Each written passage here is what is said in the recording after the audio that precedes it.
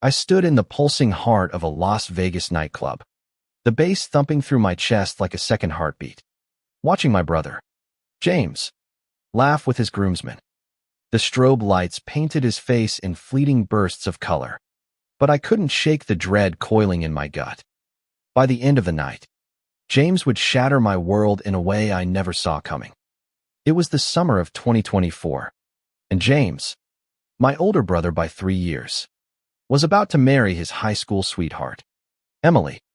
The bachelor party was his last hurrah, a weekend of excess in Sin City. I was 24, fresh out of college, and still figuring out who I was. Growing up in suburban Ohio, we were the classic American family white picket fence, church on Sundays, and secrets buried deep. James was the golden boy, quarterback, prom king, the son who could do no wrong. Me, I was the quiet one, the artist, the kid who never quite fit the mold. And I was hiding something that could unravel it all. I'd known I was gay since I was 14, but I'd never told a soul. Not James, not our parents, not even my best friend, Nate, who was standing beside me now, sipping a beer and scanning the crowd. Nate was the reason I was here, the only one who'd insisted I join the party despite my protests. "Come on, Ethan," he'd said, his blue eyes glinting with that infectious charm. "It's your brother's big weekend. You can't miss it." I should have known better than to trust that smile. The club was a sensory overload, neon lights, pounding music, bodies pressed together in a haze of sweat and liquor. James and his buddies were already half drunk, toasting to his future with Emily. I lingered on the edges, nursing a soda, feeling like an outsider in my own brother's story. Nate nudged me, his shoulder brushing mine. "You okay? Man, you look like you're at a funeral." I forced a laugh. "Just not my scene." He tilted his head, studying me. Nate had this way of seeing through my defenses, like he could read the thoughts I didn't dare speak. We'd been friends since sophomore year of high school, bonded over late-night talks and shared dreams of escaping our small town. He was the only one who ever made me feel like I wasn't alone, even if he didn't know the whole truth. "Stick with me," he said, his voice warm. "We'll make it fun." I wanted to believe him, but the weight of my secret pressed harder with every passing minute. I'd spent years dodging questions about girlfriends, crafting lies to keep my family from suspecting. James, with his perfect life and perfect fiancée, had no idea who I really was. And I wasn't ready to tell him, not now, not ever. As the night wore on, the party spilled out onto the strip. We stumbled into a karaoke bar, where James belted out a terrible rendition of Sweet Caroline to a roaring crowd. Nate dragged me to a quieter corner, handing me a drink I didn't want. "You're too tense," he said, his hand lingering on my arm. "What's eating you?" I opened my mouth to brush him off, but something in his eyes stopped me. They were steady, searching, like he already knew the answer. My heart raced, and for a split second, I wondered what it would feel like to tell him, to say the words I'd buried for a decade. But before I could speak, James staggered over, slinging an arm around my shoulders. "Little bro," he slurred, his breath heavy with whiskey. "You're not having fun. We gotta fix that." "I'm fine," I said, pulling away. But James wasn't listening. He was already waving over his groomsmen, a pack of frat boy types who'd always made me uneasy. They were loud, crude, the kind of guys who thought no homo was a punchline. I caught Nate's eye, and he gave me a reassuring nod, but it didn't ease the knot in my chest. "Let's play a game," James announced, his voice cutting through the noise. The groomsmen cheered, and I felt the room closing in. "Truth or dare? Ethan, you're up." I froze. Truth or dare was a minefield, especially with this crowd. I could feel Nate's gaze on me, steady and calm, but it wasn't enough to drown out the panic. "I'm good," I said, trying to sound casual. "Let's skip me." "No way," James laughed, clapping me on the back. You're part of this. Man. Truth or dare? The room seemed to tilt. I glanced at Nate, hoping for an out, but he just raised an eyebrow. Waiting. My mouth went dry. Dare, I said, because truth wasn't an option. James grinned, a glint in his eye I didn't trust. All right, little bro. I dare you to kiss someone in this bar. Right now. The groomsmen erupted in cheers, and my stomach dropped. I could feel every eye on me, their laughter sharp and mocking. Nate shifted closer, his shoulder brushing mine again, but I couldn't look at him. My mind raced for an escape, but James was relentless. Come on, Ethan. Don't be a coward. I scanned the room, desperate for a way out. A group of women danced nearby, but the thought of kissing a stranger or woman made my skin crawl. Not because I didn't want to, but because it would be a lie. Another lie to add to the pile.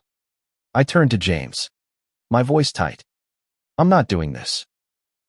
His smile faltered, but only for a second. What's the matter? Scared? Or, he leaned in, his voice low and teasing, but with an edge that cut deep. You got something to tell us. The air went still. The groomsmen were watching, their grins fading into something uglier. Nate stepped forward, his jaw tight. Lay off, James. He doesn't have to do anything. But James wasn't backing down. He straightened, his eyes locked on mine. And in that moment, I saw something I'd never seen before, suspicion. What's with you, Ethan? He said, louder now. You've been weird all night. Hell, you've been weird your whole life. What are you hiding? My heart pounded so hard I thought it might burst. The room felt too small, the lights too bright. I wanted to run, to disappear, but my feet were rooted to the floor. Nate's hand grazed my back, a silent anchor, but it wasn't enough to stop the flood of fear. James was staring at me, waiting, and I knew this was the moment. The truth was clawing its way out, whether I was ready or not. The silence stretched, heavy and suffocating, as James's question hung in the air. My throat tightened, the words I'd never spoken fighting to break free. I could feel Nate beside me, his presence a lifeline, but even he couldn't pull me out of this. The groomsmen's eyes bored into me, their smirks twisting into something cruel, and I realized there was no escaping this moment, not without a cost. I'm not hiding anything, I managed, my voice barely above a whisper. It was a lie, and James knew it. His eyes narrowed, and for the first time, I saw something in him I didn't recognize: anger. Maybe. Or betrayal. He stepped closer, his voice dropping to a dangerous murmur. Don't bullshit me, Ethan. I'm your brother. I know when you're lying. Nate moved between us, his hand on James's chest. Back off. Man, this isn't the time. His voice was steady, but I could hear the edge in it. The warning. The groomsmen shifted, sensing the tension, but none of them stepped in. They were too drunk, too caught up in the spectacle. James ignored Nate, his gaze locked on me. You think I haven't noticed? The way you dodge every question about girls. The way you shut down when mom and dad talk about your future. What's the deal, Ethan? You gay or something? The word hit like a punch, sharp and sudden. The bar seemed to fade, the music a distant hum. I couldn't breathe, couldn't think. My secret, the one I'd guarded for years, was dangling in front of a room full of strangers, wielded like a weapon by my own brother. I wanted to deny it, to laugh it off, but my body betrayed me. My hands shook, my face burned, and I knew the truth was written all over me. Nate grabbed my arm, pulling me toward the door. We're done here, he said, his voice firm. But James wasn't letting it go. He followed us, his voice rising. Don't walk away, Ethan. Answer me. The crowd parted as we pushed through, their curious stares prickling my skin. Outside, the Vegas night was warm and chaotic, the strip alive with lights and noise. Nate didn't let go of my arm until we were a block away, tucked into a quiet alley. He turned to me, his face pale but determined. "You okay?" I couldn't answer. My chest heaved, my vision blurred with tears I refused to let fall. Nate stepped closer, his hands on my shoulders. "Ethan, talk to me. What just happened in there?" I shook my head. The words stuck somewhere deep. But Nate didn't push. He just stood there, his hands steady, his eyes soft. And then, without thinking, I did something I'd never done before. I leaned forward and kissed him. It was brief, desperate, a collision of fear and longing. For a moment, the world stopped. No Vegas, no James, no shame, just Nate, his lips warm and startled against mine. When I pulled back, his eyes were wide, but he didn't move away. "Ethan," he whispered, his voice thick with something I couldn't name. "I'm sorry," I stammered, stepping back. "I didn't mean I shouldn't have." "Stop." Nate grabbed my hand, his grip firm. "Don't apologize. Just tell me, is that what this is about? Are you?" I nodded, the weight of a decade's silence crashing down. "Yeah," I said, my voice breaking. "I'm gay, and I've been in love with you since we were 16. The confession hung between us, raw and exposed. Nate's face softened, and for a moment, I thought he might say something to break my heart or save it.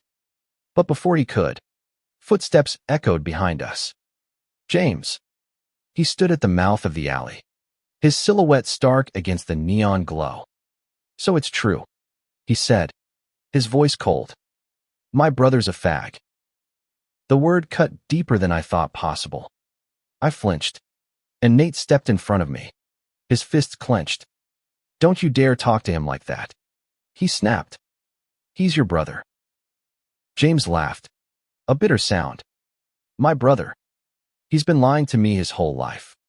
You think I'm just gonna smile and say it's fine?" He took a step closer, his eyes blazing. "You've got no idea what this means. Ethan, you've got no idea what you've done." I wanted to scream, to tell him he was wrong, that I was still the same person. But the look in his eyes, the disgust, the betrayal silenced me. Nate grabbed my arm again, pulling me away. "We're leaving," he said, his voice low and final. "You need to cool off, James." As we walked away, James's voice followed us, sharp and unrelenting. "This isn't over. Ethan, you can't just run from this." The rest of the night was a blur. Nate took me to his hotel room, away from the chaos of the Strip. We sat on the edge of his bed, the silence heavy but not uncomfortable. "Why didn't you tell me?" he asked finally, his voice gentle. "I was scared," I admitted, "of losing you, of losing everyone." He reached for my hand, his fingers threading through mine. "You're not gonna lose me," he said, and the sincerity in his voice broke something in me. I leaned into him, and he wrapped his arms around me, holding me as the tears finally came. The next morning, the Vegas sun burned through the hotel curtains, harsh and unforgiving. I woke up on Nate's couch, my head throbbing from the night before. He was already up, making coffee in the tiny kitchenette, his movements calm but deliberate. I wanted to stay in that moment forever, safe in the quiet of his presence. But reality was waiting outside the door. James's words echoed in my mind, each one a fresh wound. I'd spent years hiding who I was, terrified of this exact moment. And now it was here. My brother, the one person I'd always looked up to, had turned my truth into a weapon. And worse, I'd dragged Nate into the mess. "You want coffee?" Nate asked, holding out a mug. His smile was soft, but his eyes were searching, like he was waiting for me to fall apart. "Thanks," I said, taking the mug. My hand shook slightly, and I set it down before I could spill it. "Nate, about last night." "Don't." He cut me off, sitting beside me. "You don't need to explain. I'm not mad. Ethan, I'm just processing. I nodded, my throat tight. I didn't mean to put you in the middle of this. James. Screw James, Nate said, his voice sharp. He was out of line. You don't owe him anything. But I did. James was my family, my blood. His rejection felt like losing a piece of myself. I stared at the coffee, the steam curling up like a ghost. He's getting married tomorrow, I said quietly. What am I supposed to do? Just show up and pretend nothing happened. Nate leaned forward, his elbows on his knees. You don't have to go. You don't have to do anything you're not ready for. But running wasn't an option. Not this time. I'd spent too long hiding. And now that the truth was out, I couldn't go back. I have to face him, I said, more to myself than to Nate. I have to try. Nate didn't argue, but his silence spoke volumes. He drove me back to the hotel where the wedding party was staying, the air between us thick with unspoken questions. When we pulled up, James was outside, pacing by the fountain. He looked like he hadn't slept, his eyes red and his jaw tight. When he saw me, he stopped, his expression unreadable. Ethan, he said, his voice flat. We need to talk. Nate squeezed my shoulder before heading inside, leaving me alone with my brother. The morning sun felt too bright, exposing every crack in my armor. I crossed my arms, bracing myself. What do you want, James? He ran a hand through his hair, his eyes flickering with something I couldn't place: anger, guilt, maybe both. I was drunk, he said finally. I didn't mean to say what I said. You didn't mean to call me a fag. The word felt like acid on my tongue, but I needed to say it, to make him hear it. He flinched, looking away. I was pissed. Okay. You've been lying to me, Ethan. To all of us. How am I supposed to deal with that? I wasn't lying, I said, my voice shaking. I was protecting myself. You think it's easy, living in a family that doesn't even talk about this stuff. You think I wanted to feel like a stranger in my own home. He didn't answer, just stared at the ground. The silence stretched, and I realized he wasn't going to apologize. Not really. I don't know how to fix this, he said finally. But you're still my brother. I don't want to lose you. His words should have felt like a lifeline, but they didn't. They felt like a compromise, a half-step toward acceptance that left me cold. I'm not asking you to fix anything, I said. I just need you to see me, the real me. He nodded, but his eyes were distant. I'll try, he said, and it sounded like a promise he wasn't sure he could keep. The rest of the day passed in a haze. I avoided the wedding preparations, sticking close to Nate as we wandered the strip, trying to distract ourselves with cheap souvenirs and overpriced drinks. But every laugh felt forced, every moment tainted by the weight of James's words. That night, at the rehearsal dinner, I sat at the edge of the table, watching Emily glow in her white dress, James's arm around her. They looked perfect, untouchable, and I felt like an intruder in their happiness. Nate found me later, sitting alone by the hotel pool, the water reflecting the city lights. You're not okay, he said, sitting beside me. I shook my head, staring at the ripples. I don't know how to do this, Nate. I don't know how to be me. He reached for my hand, his fingers warm against mine. You don't have to figure it out alone, he said. I'm here. And he hesitated, his voice softening. I think I've been in love with you too. For a long time. My heart stopped. I turned to him, searching his face for a lie, but all I saw was truth. Before I could speak, he leaned in and kissed me, slow and deliberate, like he was staking a claim. For the first time in years, I felt like I could breathe. The wedding was a blur of white flowers and forced smiles. I stood at the back of the venue, a sprawling outdoor garden in the Vegas desert, watching James and Emily exchange vows under a golden sunset. Nate was beside me, his hand brushing mine, a quiet reminder that I wasn't alone. But even his warmth couldn't erase the ache in my chest. James hadn't spoken to me since our talk, and every glance he sent my way felt like a judgment. The reception was worse. The music was too loud, the laughter too sharp. I stuck to the edges, avoiding the dance floor where James and Emily swayed, surrounded by cheering guests. Nate tried to pull me into the moment, but I couldn't shake the feeling that I didn't belong here, not in this family, not in this life. Then James found me. He was flushed from dancing, his tie loosened, but his eyes were clear. "Can we talk?" he asked, his voice low. I nodded, following him to a quiet corner of the garden. The fairy lights above us cast a soft glow, and for a moment, I remembered the summers we'd spent as kids, chasing fireflies in our backyard. But those days were gone, and the man in front of me felt like a stranger. "I don't get it," he said, his voice raw. "I don't get how you can be this way, but I don't want to lose you. Ethan, you're my brother." I wanted to believe him, but his words felt hollow. "You don't get to pick and choose who I am, James," I said. "This is me. All of it. And if you can't accept that, then maybe we're already lost."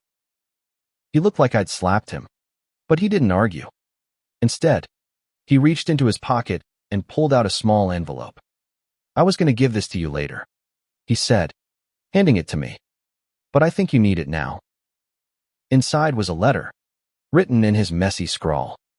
It was short, just a few lines, but it hit me like a tidal wave. "Ethan, I'm sorry for what I said. I'm trying to understand. You're my brother, and I love you. Always will. James." I stared at the words, my vision blurring. It wasn't perfect, but it was something to crack in the wall between us. "Why didn't you just say this?" I asked, my voice breaking. He shrugged, looking away. "I'm not good at this stuff. But I mean it. I want to try." We stood there, the music from the reception drifting over us. And for the first time, I felt a glimmer of hope. It wasn't forgiveness. Not yet. But it was a start. I folded the letter and tucked it into my pocket. A small weight that felt like a promise.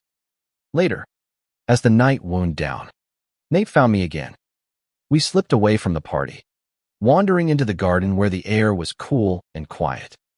Under a canopy of twinkling lights, he took my hand, his fingers threading through mine. "You okay?" he asked, his voice soft. I nodded, leaning into him. "I think I will be." He smiled, and it was the kind of smile that made the world feel possible again. "Good," he said, pulling me close, "because I'm not going anywhere." We kissed under the stars, the desert stretching out around us, vast and endless. For the first time, I felt like I could be myself, not the brother, not the son, not the liar, but Ethan. Just Ethan. Back in Ohio, life didn't magically fall into place. James and I were still navigating the fragile truce we'd built in Vegas.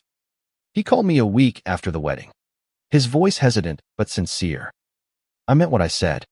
"Ethan," he told me, "I'm trying, but it's going to take time." "I know," I said, and I meant it. Healing wasn't a straight line, and neither was love. But we were talking, and that was more than I'd ever hoped for. Nate and I were different. We didn't go back to being just friends. We couldn't. After Vegas, we spent every spare moment together, stealing kisses in coffee shops, holding hands in the park, building something real.